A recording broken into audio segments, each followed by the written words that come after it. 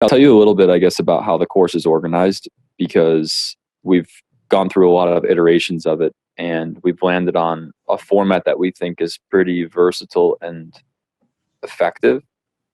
So the first thing that you'll get is a version of the course that is sort of the abridged version of the abridged. It's basically just a document that gets you familiar with the general trajectory of what you're going to be getting involved in. Um, and that's something that we basically put together for somebody in your position who isn't sure that they want to sign contract yet, but it seems very interested. It's basically just getting your feet wet and making sure that you know what this is going to look like. Once you get started, you basically get the abridged version of the course, which is actually the bulk of the course in terms of being able to capture the bulk of the win rate. And the reason that we've been able to put the bulk of the win rate in the abridged version is because we've sort of gone through enough iterations where we've reached the simplicity on the other side of complexity. I don't know if you heard me talk about that on one of Berkey's pods, but like we went through so much complex shit that now the biggest impact upgrades that we need to train the player are actually able to be communicated through very simple metrics and very simple articles. One of the major ones is my favorite. It's called exception seeking. It's basically what you're outlining as your aggressive risk aversion. So basically, when you say that you feel like you're giving up a lot on the aggressive end of the tree, we've found through just a lot of manual research talking to players that that's occurring because there's either a textural assumption or a profile assumption or they're not rolled, anything, or there's like a bet size they're reading too much into. They're basically creating stories for why they shouldn't pull triggers in zones where the data advocates pulling the trigger. And the aggregate hotspot in those zones is so large that there is no logical reason to try to seek for an exception virtually ever, because the act of seeking for an exception proves to be less effective than just doing the same thing every time. It's kind of funny.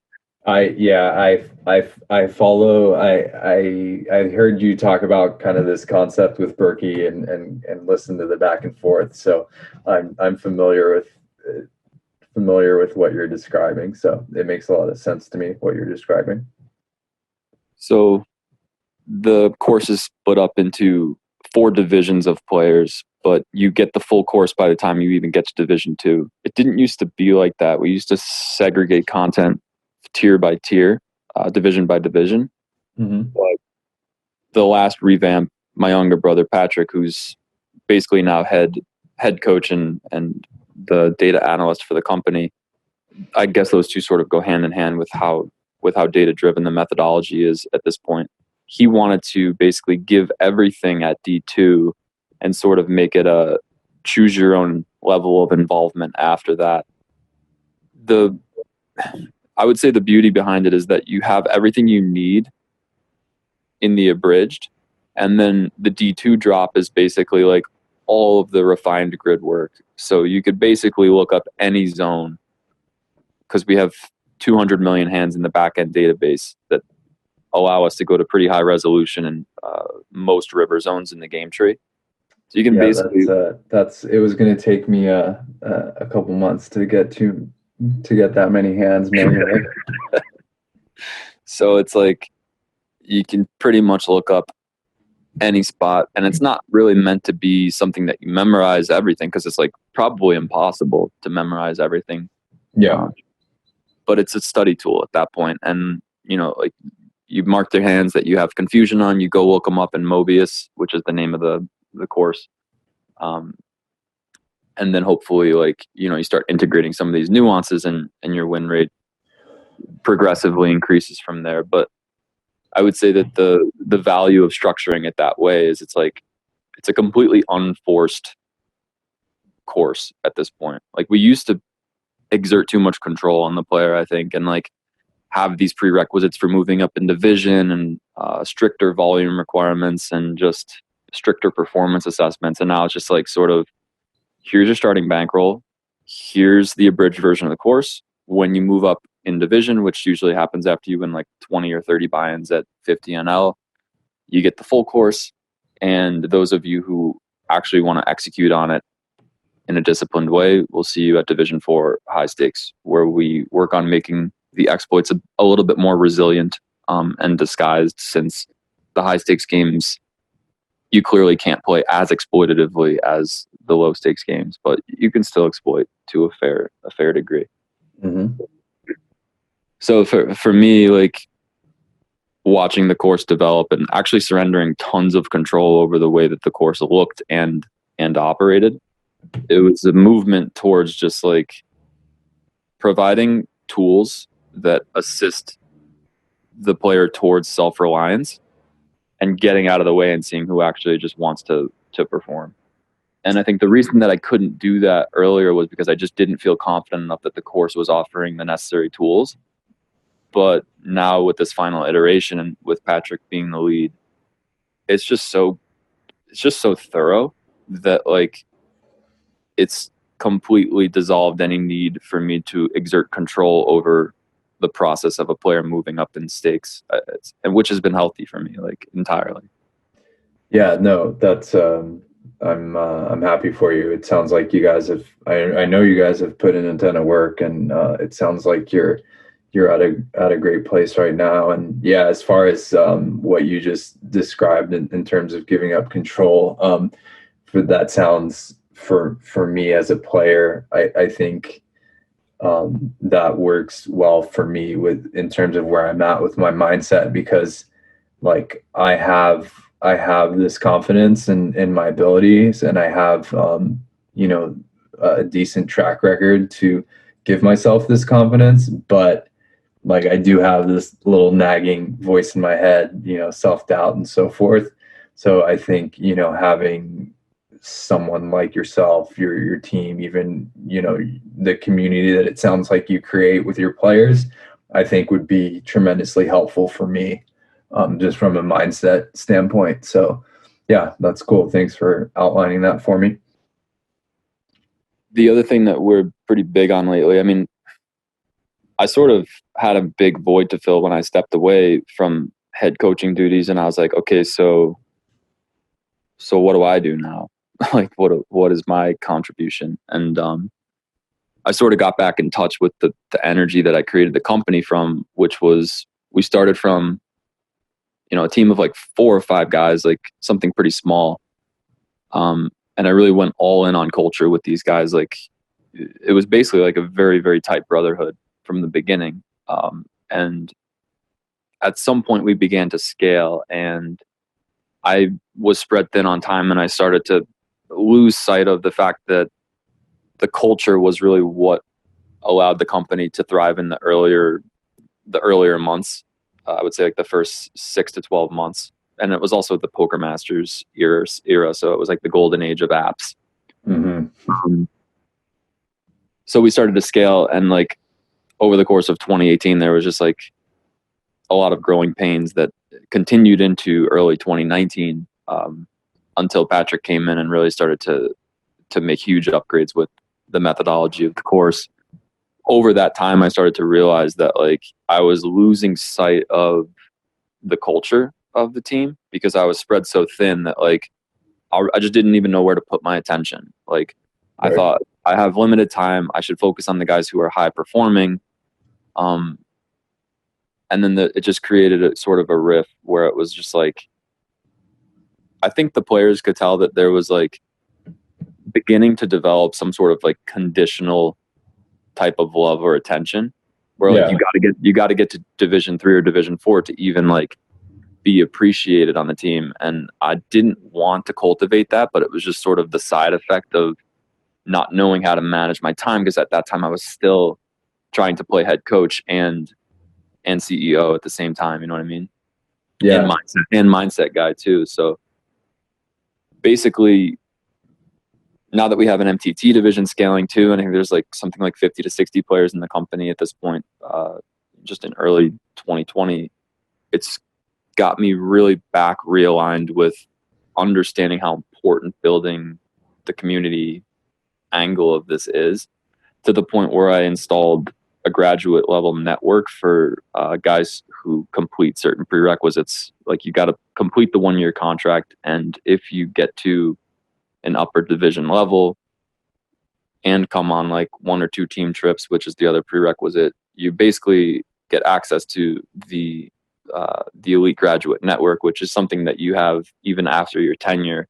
Which, honestly, I'm trying to make the benefits of that network so important that it doesn't even matter if you make money in poker. The value of being in that network is enough just to have you have incentive to go through the program. Like, stuff like retaining rakeback forever, because we get better rakeback deals the more guys that we can leverage on our team. Mm-hmm. Other stuff, just like the option to buy and sell action in a network of trusted guys who have all done business with the company for a long term. So it's just like anybody who wants to sell action can post in that network, and whoever jumps on it first gets the action, and they're all proven winners. So it's just like kind of a frenzy of plus EV opportunities, depending how much you want to sit next to your cell phone and answer the call. Investing back in the MTT community, which is basically like, if we have a bunch of upper division players in the MTT stable who want to play the main event, say, the company can't afford to put more than probably a few guys in that, 5 or 10 guys in that, without introducing way too much volatility. So we're basically offer shares up to the network, and you can buy pieces of winning players. Basically, a lot of opportunities to leverage the numbers of the network in ways that provide financial benefits that wouldn't be available for the sole individual. And just like an actual community of guys that most of which you probably know because you went through program with. I just wanted to create something that was financially incentivized and where guys could like actually stay in touch and develop relationships. Some of them are just going to end up being entrepreneurs. Some of them are going to play poker forever. Others are just somewhere in between. But I guess my point in telling you this is that the major value system of the company has shifted towards building a community feeling at the upper graduate level. But I started to realize that it has to start from the early division level. Like there was a disconnect there for a while. Yeah, it's funny you say that when you were kind of describing that. I just read a book called Lost Connections by Johan Hari. Have you heard of it? I haven't. Okay, it's a great book. I actually heard about it on Olivier Bousquet's podcast. He recommended it, and I read it because it seemed pretty timely for me to read. And it was basically about these kind of potentially the environmental causes of depression and anxiety, and essentially that it's all about losing connection. So losing connection to people, losing connection to meaningful work and things like that. And one of the chapters was about this just work and finding meaning in your work. And they talked about a bike shop that opened up, and they kind of opened it up as like a co-op. So everyone who worked there was part owner, and their happiness, their productivity skyrocketed because they just felt much more involvement and responsibility and felt like, just the culture essentially. So it's just funny when you describe that. That's kind of what I was thinking about. And you use that word like there was conditional, the lower guys felt that the love was conditional, and now you're trying to kind of make that love unconditional again. So that's cool. I know you've put in a lot of work, so it sounds like you guys are doing great. Thanks, man. Yeah. It's a difficult paradox too, because like you can't ignore performance either. So Right. it has to be that there's like an unconditional amount of respect, and then there's like conditional expectations for performance in order for you to retain contract. Right. And when you get close with a student, like that line gets sort of blurred, and that's what like jaded me, I think, in the past. Is like, I think in a way I lost certain students that were close to me because they underperformed, and I overcorrected by being like, okay, I'm just gonna take attention away from everyone until they prove that they're a high performer, and then they're safe to invest in emotionally. Yeah, you And kind it's of like, like over adjusted almost. yeah, and now I think because I'm not head coach anymore and like my identity is not as invested in the course, I can actually pull up and be supportive as a mindset coach or just as an owner of the company. And this last trip we went on in Europe, like it was our biggest one yet, and like I could really feel the shift, mainly because I just opened it up to the guys, and it's something I'm just going to continue doing. I think it's like we were all just like hanging out. I was like, I don't really have an intention for this trip. I want to hear what you guys would want as benefits after contract. And like most of the things that we're including in the network came from 2 days of discussion with those players. Just them telling us like this is what would make us feel valued and bring the connection closer if we had these things. And some ideas just don't make sense and they have to get thrown out, but some are really good. And it's sort of like I never realized how easy the work could be as a CEO if you just listen to what the students actually want, like the employees actually want.